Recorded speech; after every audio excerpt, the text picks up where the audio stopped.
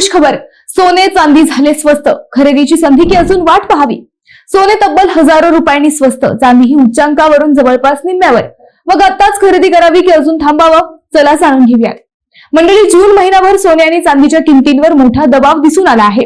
अमेरिकेच्या फेड रिझर्व्ह कडून व्याजदर वाढण्याची शक्यता, मजबूत डॉलर आणि जागतिक आर्थिक घडामोडींमुळे मौल्यवान धातूंच्या किमती घसरल्या आहेत। देशांतर्गत बाजारात जानेवारीमध्ये 10 ग्राम सोन्याने सुमारे 1.80 रुपयांचा उच्चांक गाठला होता।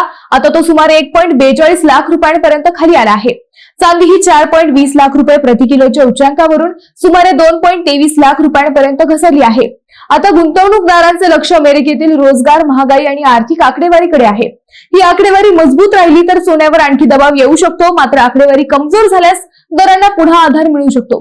जर तुमची दीर्घकालीन गुंतवणुकीची योजना असेल तर एकाच वेळी मोठी सोने खरेदी करण्याऐवजी टप्प्याटप्प्याने खरेदी करणे अधिक योग्य ठरू शकते। तुमच्या मते ही सोने चांदी खरेदीची योग्य वेळ आहे का? तुमचं मत कमेंट मध्ये नक्की सांगा।